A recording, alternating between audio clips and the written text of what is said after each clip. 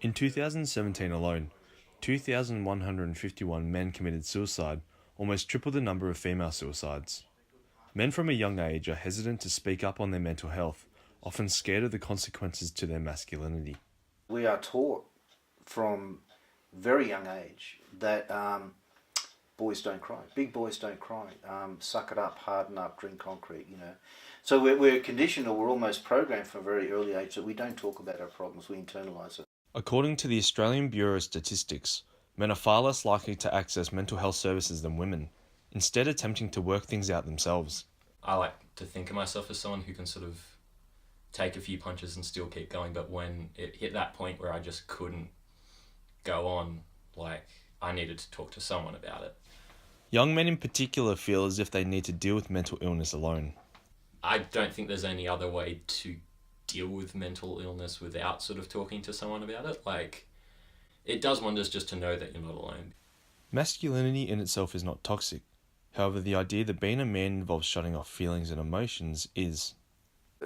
There is a big sort of alpha male sort of thing built into every male, and we all want to strive to be seen as really built and confident, and having emotions and stuff like that kind of diminishes that. To me, toxic masculinity is this idea that as men we need to be a certain way. That the messages that we get through our society, through our culture, through the media, through video games, through movies, suggests that to be a man you need to be, muscular, you need to be strong, you need to be tough, you need to be hard. That's the part that that message about masculinity that I see is toxic. I certainly don't see masculinity itself as a toxic issue. Social media has become an avenue for unrealistic expectations that can potentially damage the self-esteem of young men. I know if I'm going through a really crappy time and I'm feeling really low about myself, then, some ripped dude down the hallway uploads a cool photo with him next to a cool car and all his friends have got plus 100 likes on it.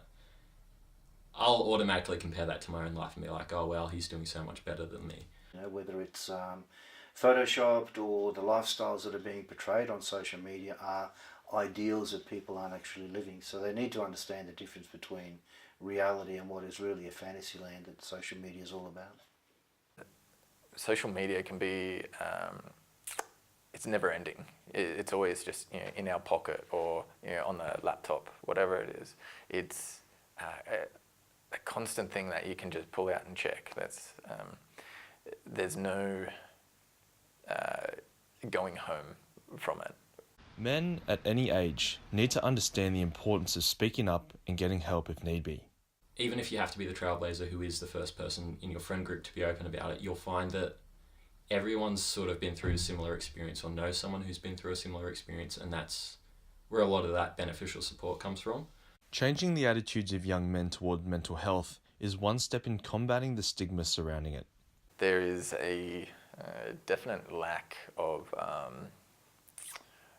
education around mental health, and that's what sort of tends to happen, is this spiral of feelings and emotions and thoughts that just sort of suck it in and make it worse and worse until something gives. Being able to talk to somebody who maybe has been there before, can give you some advice on how to deal with that, should be the norm rather than the exception.